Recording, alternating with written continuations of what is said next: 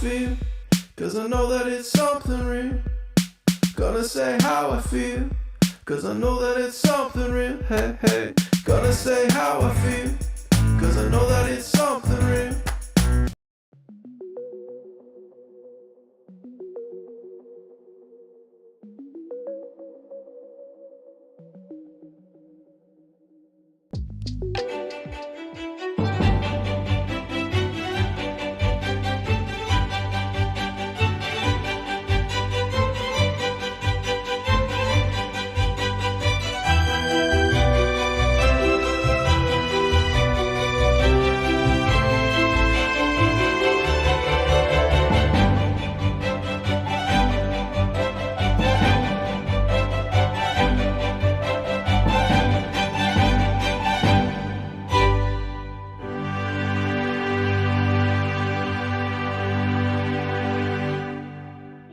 Shoo, when you see the dew, then you will believe my eyes so cuckoo.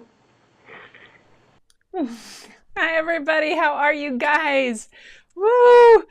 Oh my gosh. Yes, you're in the right place.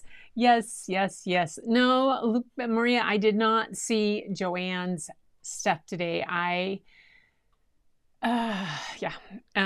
Today is Sunday, right? Oh man, it has not felt like it. It felt like I've been just in front of this computer all day. I've been trying to get some things ready and through stuff for the art day on Thursday and for our trip. And I've been searching through and yeah, so it's been busy. So I saw, well, we watched a couple photography things this morning first with coffee, and then I missed the Massey Boys. I did see Mina.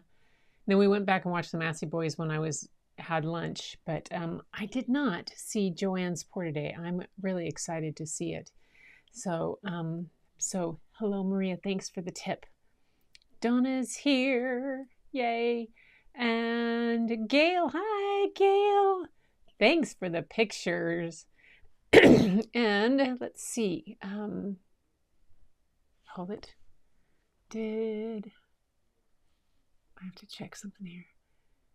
Copy. Gail, did you send me? I think. Hang on.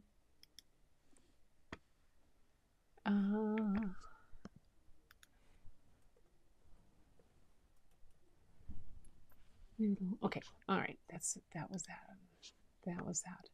Okay. I was just checking to see if I'd gotten another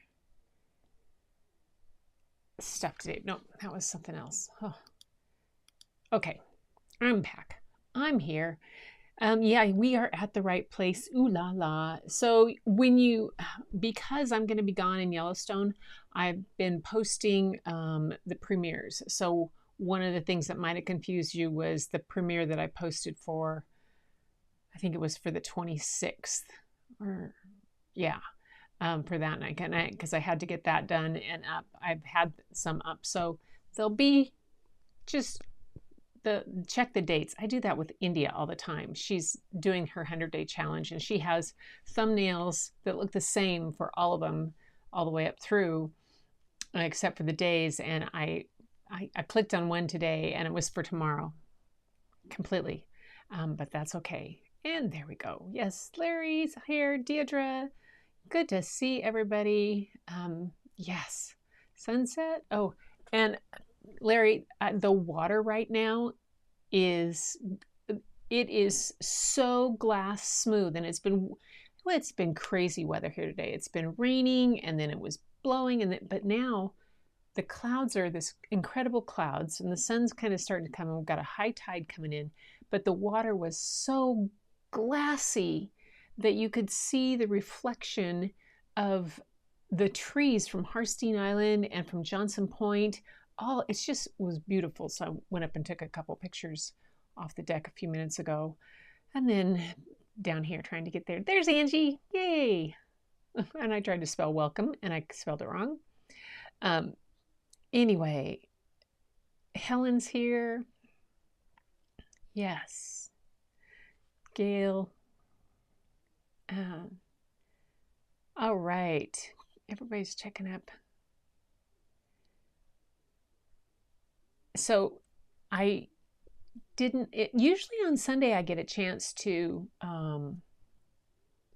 catch up on some of the pours and things like that, but not today. Just the guest room right now is kind of overflowing with stuff that needs to be done, that needs to like completely be sorted and packed. My camera bag. So for this trip, let me tell you this. I'll get just check through everybody. Joanne's was wow. Well, Tamara's here. There's Tamara. Are we live? Yes, you're live. And Monica. Hey, Miss Monica. Glad to see you here. I have missed coming in on Tuesday nights, but you've been busy too, girl. You've been doing a lot of stuff. And my bag is always full of books and stuff. It said, the premiere and the thumbnail is for another day, I think. Is for the premiere that is for the 26th. I have several scheduled out. Yeah, so sorry about that if it said premiere. I was trying to get things sorted and get them done, and still trying to sit upstairs and be sociable and not be down here in my studio where I could sort things out and not get distracted, which no. Hey, there. So, all right, about that moon last night. Yeah. Oh my goodness. I didn't, all I was like, did I leave the light on in the backyard because the light on the studio down here is kind of good. And I went outside and I went, oh no, that's the moon. It was lighting up the whole backyard. It's pretty amazing. So, there we go. Had rain and the sun's out now. Yeah, it's amazing. There. Yes. Okay, so we'll start off with some of these wonderful things that you guys sent me, and hopefully it will work the way it's supposed to. If not, I'll move it on and along. And we have some photos from Larry. We have a image from Deirdre that she did a fairy, and Gail sent a picture of noodles. So let's see if I got any better with this automatic thing to work.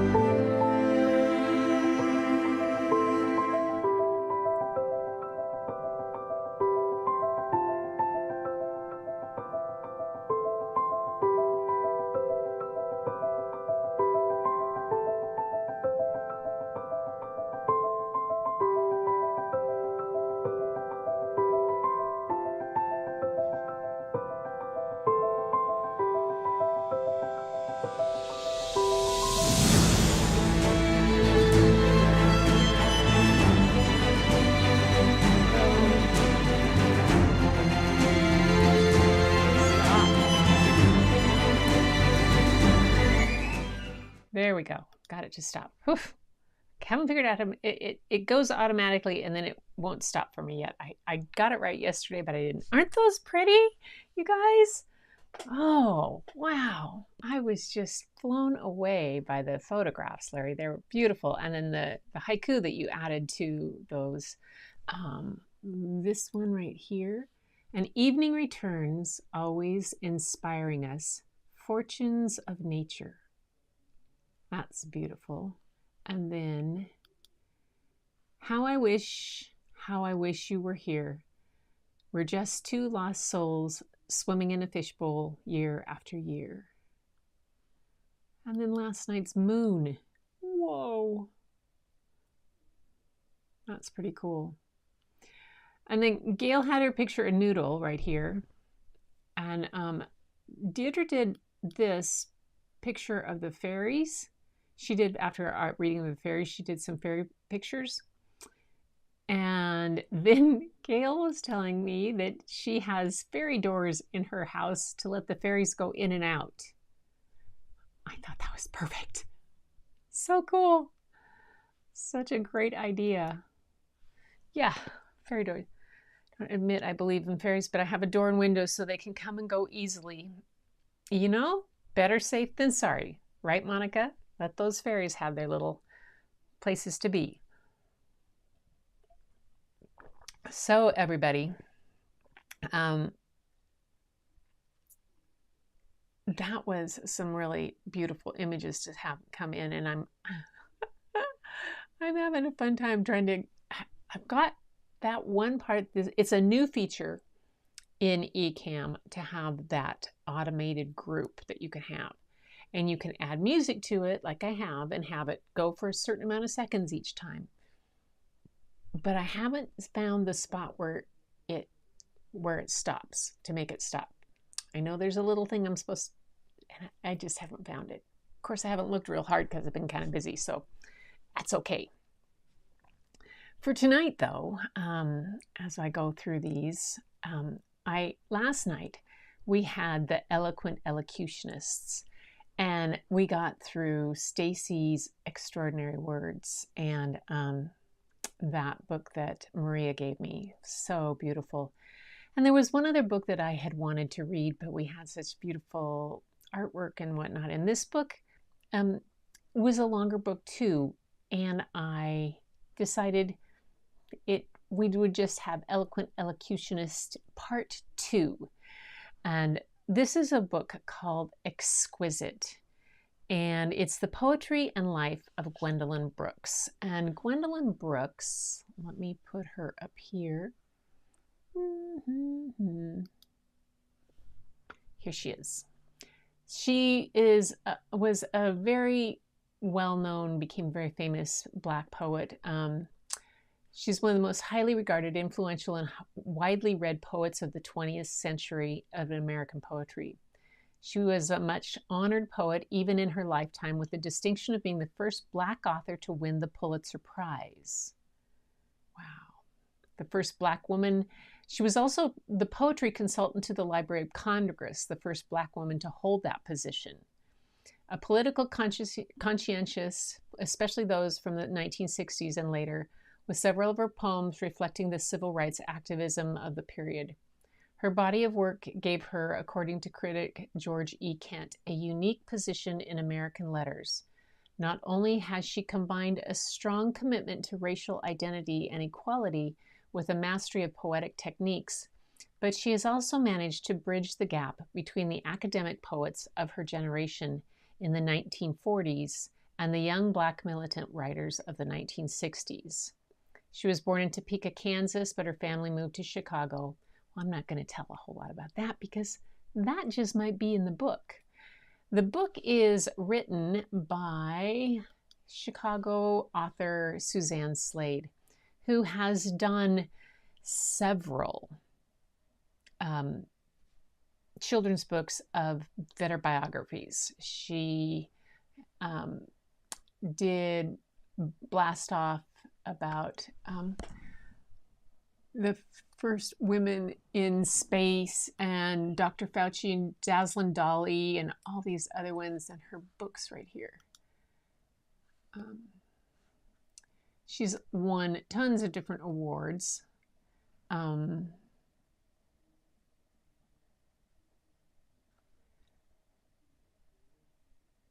So she specializes in those books that are biographies. And Exquisite, the one I'm going to read, won the Robert F. Silbert Honor Award, Coretta Scott King Honor Book, School Library Journal Horn Book, 2021 Bank Street College of Education Best Books of the Year, SLJ Best Books of 2020, and Parents Magazine Best Books.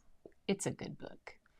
And the illustrator is a Cosby, hard name to say. Let me see if I can get it right. Here she is. Home. I really like making things. Cosby A. Cabrera is her name. She uses a wide variety of things in her artwork.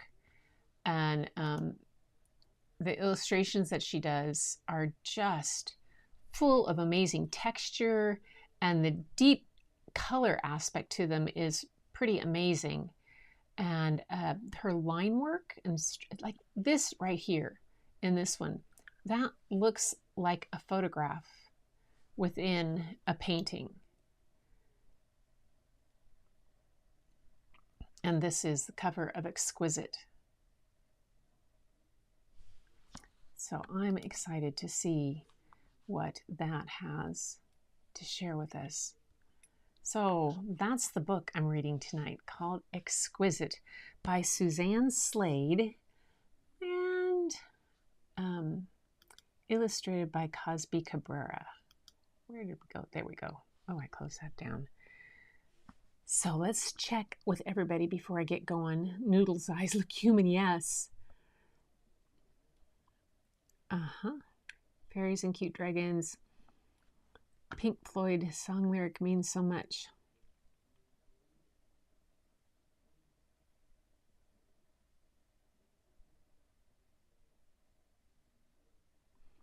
Oh, your fairy doors were made in Ireland? That's cool.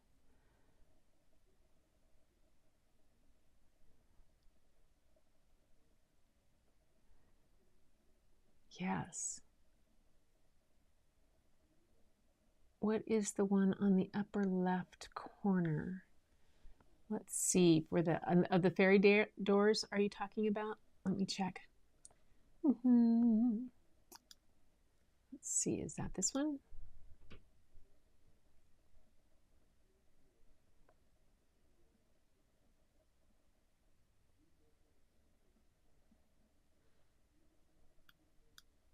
I'm not sure.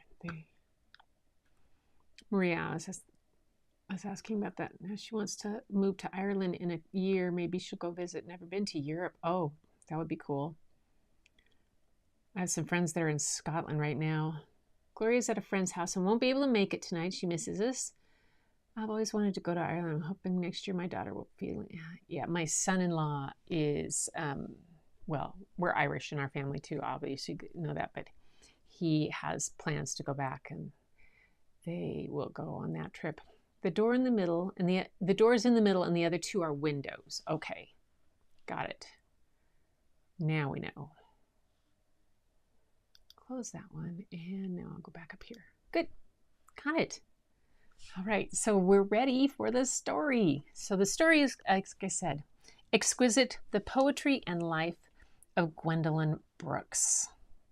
I've always loved her work, and yeah, it's just these people that paved the way, and it's always fascinating to hear about their childhood and what their family life was like.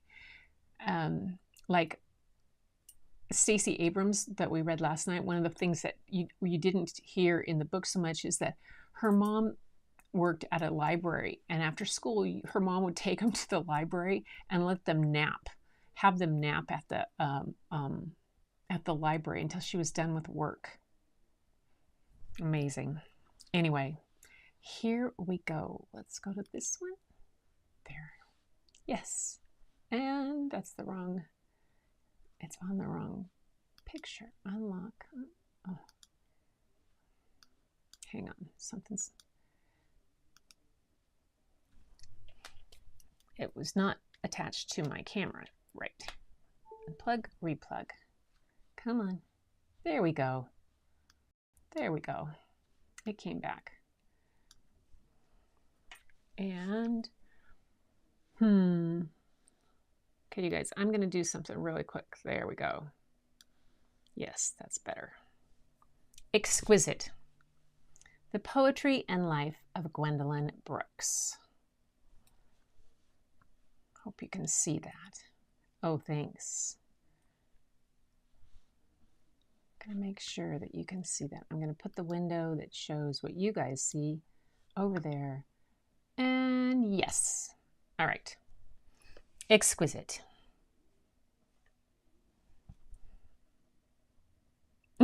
All these different ways that she's writing.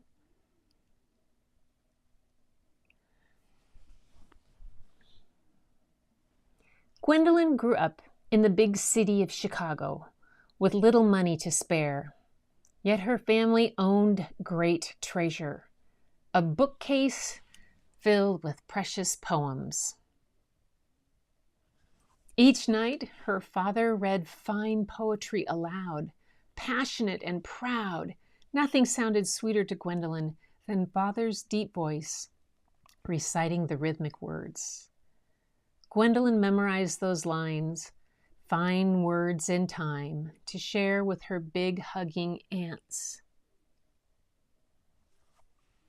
When she was 7, Gwendolyn began arranging words into poems of her own. One day, her mother found those scribbly lines and announced with sincere conviction, as mothers do when making a prediction, "You are going to be the Lady Paul Laurence Dunbar." Gwendolyn beamed. He was her favorite poet. Gwendolyn loved to sit on her big back porch with colorful clouds dancing overhead and dream about her future. I was at my happiest sitting out on the back porch, to sit there and look out at the western sky with all those beautiful changing clouds, and just to dream about the future, which was going to be ecstatically exquisite like those clouds. Ecstatically exquisite. Ah, what a phrase. Writing became like eating and breathing to Gwendolyn. It was something she just had to do. She carefully strung words together like elegant jewels in perfect meter and time. Her rhythmic lines described paper dolls and tick-tock clocks, raindrops, sunsets, and climbing rocks. She poured her poems into notebooks, filled them to the very tops. Her room became a swelling sea of poems. When Gwendolyn turned 11, she decided to set her words free and mailed 4 prized poems to a newspaper. Her words were printed on crisp pages for the whole neighborhood to see. Elated, she sent her nature poem, Eventide, to a magazine. It appeared on shiny pages for the entire country to read. Gwendolyn's future seemed as bright as morning's first clouds. But then a terrible storm blew in. The Great Depression. With too few jobs for too many workers, her father's pay was cut in half. Dinner each night was the same: beans. Hungry for food, yet more hungry for words, Gwendolyn kept writing. She sent more poems to magazines, but they were all rejected. In high school, Gwendolyn felt rejected too. She was too quiet and shy for some crowds, her skin too dark for others. Every year she tried a different school, all white, all black, a mix of both, but she didn't seem to fit in anywhere. Gwendolyn felt invisible, but when words flowed from her pen, she became invincible. So she spent more time than ever writing, exploring new ways to express her ideas. She even wrote a history report in rhyme. Her paper earned an A and a note from the teacher that said to keep writing. Look at the page right here down in the corner. It says keep. I don't know if you can see that. Keep writing. Soon Gwendolyn headed off to college, where she devoured thick books of poetry, Dickinson, Wordsworth, and Hughes, and penned poems about her family and friends. After graduation, jobs were still hard to come by, and poems didn't pay the bills. So Gwendolyn found work wherever she could, cleaning homes, typing, even making deliveries. Then along came Henry, a handsome man who adored poetry too. The two married and squeezed into a tiny apartment in a black neighborhood where they were supposed to live. A year later, baby Henry arrived.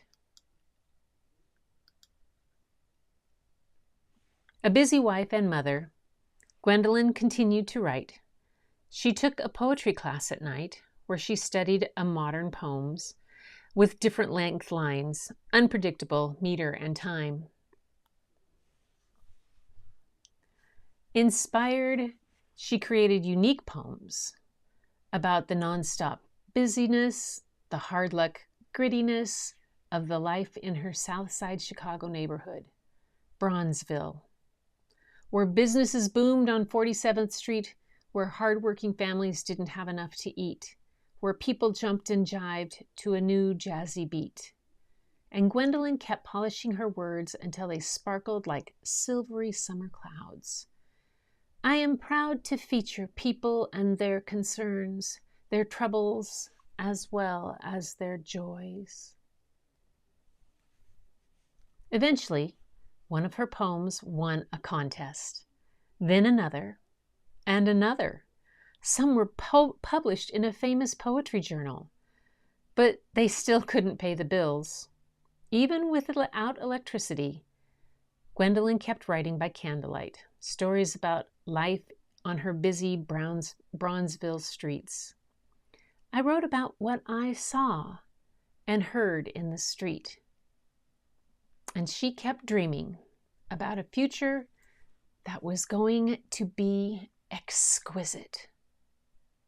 Then one day, beneath a promising patch of clouds, she gathered her finest poems, stories of hardship and hope, slid them into an envelope, and mailed them to a book publisher in New York City. Then she waited and worried and wondered, would they like the stories about people in her neighborhood? Soon a letter arrived. The publisher wanted more, twice as many as before. So Gwendolyn composed poems in different forms, free verse, ballads, sonnets. She wrote about brave soldiers like her brother fighting for a country that didn't give everyone equal rights. She wrote about a poor man named Satin-Leg Smith who fancied fine clothes. She wrote about understanding your identity, who you are on the inside. Her tired fingers wrote day and night until finally she had enough to send to the publisher. Before long, another letter arrived. Gwendolyn grabbed that envelope, ran into the bathroom, and locked the door. Hands trembling, she opened it, The publisher loved her poems. Soon they became a beautiful book, A Street in Bronzeville. But Gwendolyn had more stories to share, important stories about a young girl growing up, getting married and starting her own family in a city where people judged others by the color of their skin. Those powerful poems became her second book, Annie Allen. Gwendolyn's words drifted into the world like bright, brilliant clouds. Her poems helped people better understand others. They encouraged people to take a closer look at themselves. They changed the way some people thought and acted. But even 2 books couldn't pay all the bills. Money was tighter than ever, yet everywhere she looked, Gwendolyn saw more stories that needed to be told. So she kept writing. Then, one cloudy day in May, Gwendolyn's electricity was turned off. Again. Suddenly, the phone in her dark apartment started ringing. Was it another bill collector? She hesitated, then picked up the phone. A reporter on the other end asked one question. "Do you know that you have won the Pulitzer Prize?" Gwendolyn couldn't believe it. She grabbed her son and danced around the apartment. Outside, exquisite clouds exploded in the sunset sky because Gwendolyn had won the greatest prize in poetry. Clouds, written by Gwendolyn Brooks at age 15. Oh, when I look into the sky and see those quiet clouds, now all arrayed in fleecy white, now dressed in colored shrouds, it seems I cannot draw my eye from that rich heaven land, and drinking in the wide expanse I filled with rapture stand. Unheedful of my transfixed state, they floated serenely by, those stately clouds, calm sentries of the sky. How can I fear to leave the earth when heaven holds this glow? Cloud-colored happiness and peace await me there, I know. Wow. In 1950, Gwendolyn Brooks, she wrote that when she was 15, became the first Black person to win the Pulitzer Prize when she won the Pulitzer Prize for Poetry in her second book, Annie Allen. Over the next 5 decades, she wrote 14 more books, including a poetry book for children titled Bronzeville Boys and Girls. Gwendolyn often wrote about real-life topics that were important to her, such as love, loneliness, family, inequality, poverty, and war. In her later years, Gwendolyn shared her passion for poetry by teaching writing classes at various colleges around Chicago. She also personally sponsored writing contests to help inspire young poets. In 1968, Gwendolyn was named the Poet Laureate of Illinois. She was appointed the Poet Laureate consultant in poetry to the Library of Congress in 1985, the first Black woman to hold that prestigious position. In her autobiography, Brooks stated she preferred the term Black instead of African American. Her preferences is reflected in this book. And there's a timeline for it. Wow. Pretty amazing. She died in the year 2000, December 4th of 2000. She was born in 1917. That's amazing. And the illustrations, the artwork on this. I mean, this cloud picture that is behind, that carries through here in this, the clouds through this one, and here, the colors are a bit there of that clouds in the wallpaper. Here there's not. But here you get a sense of that cloud again, where she's putting it in the envelope in the letterbox. It's light. Again, that same color palette behind this. I love that connection.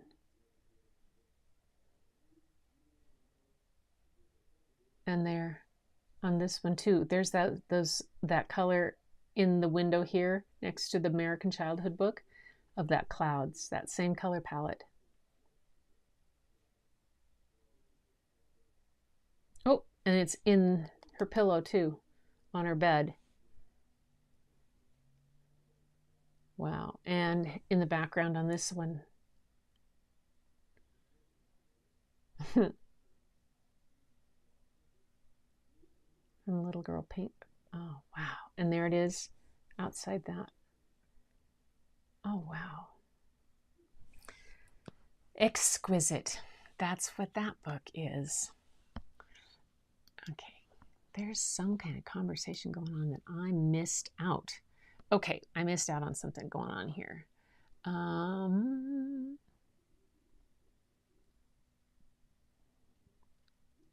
Let's see. Been to London, visit relatives and around England, but have not made it to Ireland or Scotland. Yeah, that's Scotland and Ireland are some of mine. I've made fairy doors with paint, glitter, flowers, vines, and all kinds of magical goodies. They make such beautiful showpiece, and the fairies love them. We did we did mermaids, right, Monica? We did up at the mermaid station. Did we do fairies one time too? Can't remember. Love to see that. Yeah. Fun to create and have it where crossing those thresholds. Do it. Yes. They were printed. Mentioned the huge maple tree that my dog Bailey by it measures out as the largest living maple tree in the Big Trees records of submitted trees from around the world. Whoa! We call it Mama Maple. Yay! That's a magical spot, Larry. That's awesome. Well, the sun just disappeared and things are getting dark. I didn't have that light on. I'll turn this one on. There's some light on that side for me. At the Girl Scout house in Honolulu, we had one of the oldest trees in the islands. It had its own place in the Girl Scout Hall of Fame. Wow.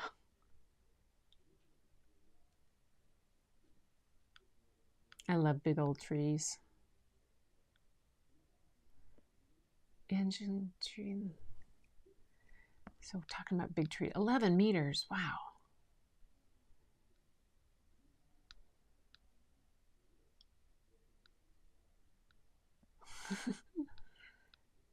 Pulitzer Prize. Yeah, that's pretty amazing. Just in time to win.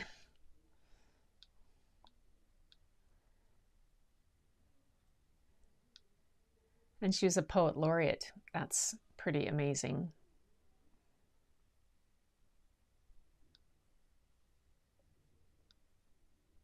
She made a difference in her life and gave her heart to the world. Yeah, it's always fascinating when I find these books about people that were completely wrapped up in words and books and writing or whatever, and how it stuck with them and how much they've used that. And I think it's all the more, we do what we love, I mean, I can just see Rook from years now down the road. She's still going to be painting before breakfast and all of that kind of stuff. And Bryn had pictures of them yesterday in their Instagram story. Oregon kids, as she said, it was pouring down rain, but it was 60 degrees. So Rook had a sundress on and had taken her coat off, had a sundress on and boots, and was playing at a soccer game. It was just hilarious. I was like, okay, that's true. That playing in the puddles and then art and all kinds of wonderful stuff. So what we nurture. And I think it's fabulous to see how somebody like Gwendolyn Brooks, even though she was struggling, she still wrote. She still did what she wanted to do and stuck with it. It's pretty amazing. Well, you guys, I'm going to, one more. You know what? We're going to do one more little bit here. One more thing through. Oh, I forgot. Hold it. Stop. I forgot to do something. Wait. I forgot the sound. I took the music off because it wouldn't stop playing for me. And I'm going to put it back on. Where'd it go? There it is. That's why we paint. Yes.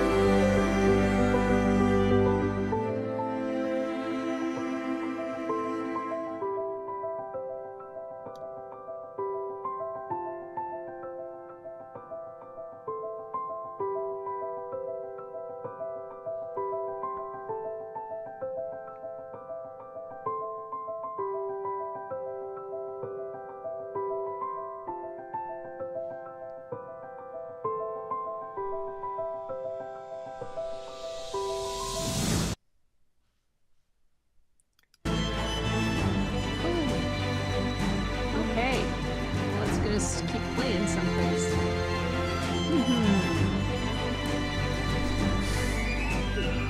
It wants to us. Oh, fiddle. Oh, well, you guys are laughing at me. Okay, I am going to switch and say goodnight because that's that. Hold on, please.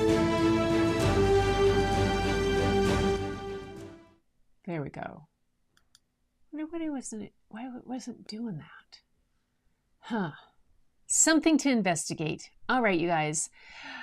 It is the 15th. Oh, I know what it was today, too. Today is my oldest daughter's birthday. She's 38 today. She was my birthday present. It was quite the adventure having that child. Oh my gosh, yeah. Let's just say I didn't have sub-plans written yet already in the day. I went into labor the day before thinking I wasn't really in labor, and then by 11 o'clock at night realizing, oh my gosh, I am in labor, and I was frantically writing out lesson plans and sent Bob out to the school while I'm in labor to go tape them to the door, called my girlfriend Barb, she says this is why she's never had kids, but I called her and she literally, it took like 22 rings out of however long the minutes I had between pains for her to answer the phone. I said, you have to get to school early, clean up my desk. It was a mess. I'm in labor, da da da da. And that was that. And we drove in a full moon across the 520 bridge on Lake Washington, made it to Swedish Hospital. And Annalena didn't come till 5:25 that night. And I was so, okay, Larry, you'll appreciate this. This is crazy. I was so convinced. I was like, this cannot be happening. I cannot be having a baby tonight. I have tickets to Joe Jackson. So I had had tickets to a Joe Jackson concert on the night that my daughter was born. And the day before, as I was going, I'm like, no, I'm not in labor. No, I'm not. And I was literally in the hospital going, this can't be. I have tickets to Joe Jackson tonight. And the nurse is looking at me like going, you're not going to go to the concert. You're just not. And yeah, so Bob had to call my friend Kim Ann. And Kim Ann hated hospitals. But she sent her boyfriend up to the recovery room to get the tickets from Bob. Oh my God.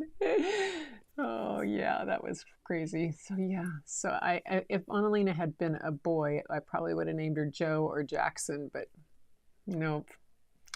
Yep, tickets to Joe Jackson the night my daughter was born. Was convinced I wasn't gonna. No. No. All right, you guys, that was my random little crazy story because today's Annalena's birthday. She's in Phoenix, and I think they're coming home tonight. But yeah. So, until next time, you guys, keep looking for the beauty hidden in plain sight, okay? It's all around. It's in these wonderful books. It's in the memories that we have about crazy things, but it's also in the eyes that look back at you when you look in the mirror and the people whose faces you see in these thumbnails. And it's all around you. So go find it and spread yours. I'll see you soon, you guys.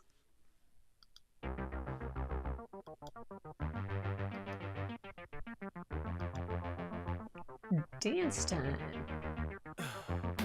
In the heat of the night, we could get lost in all the lights and sounds.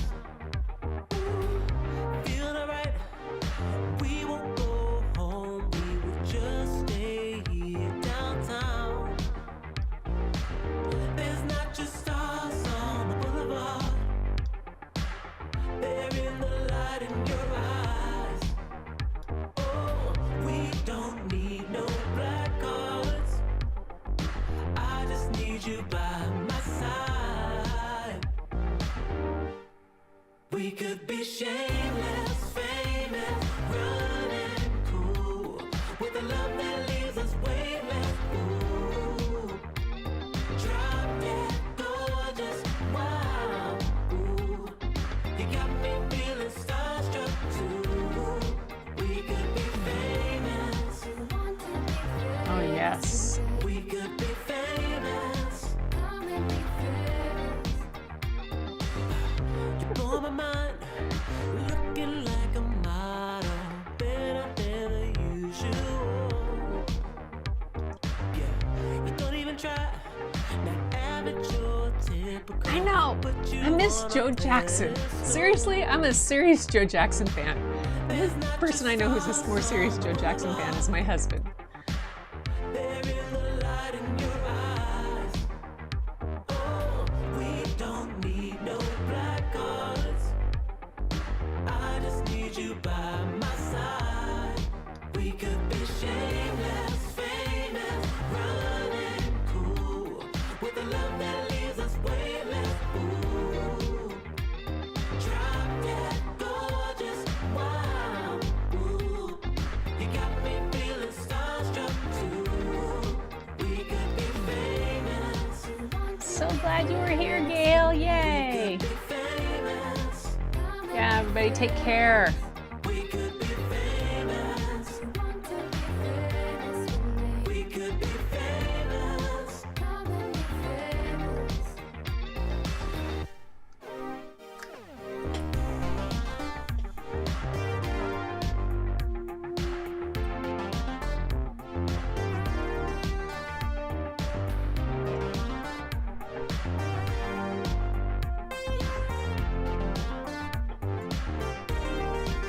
could be shameless, famous, running cool. Woohoo, yes, Gail and I, we both have our birthday on Tuesday.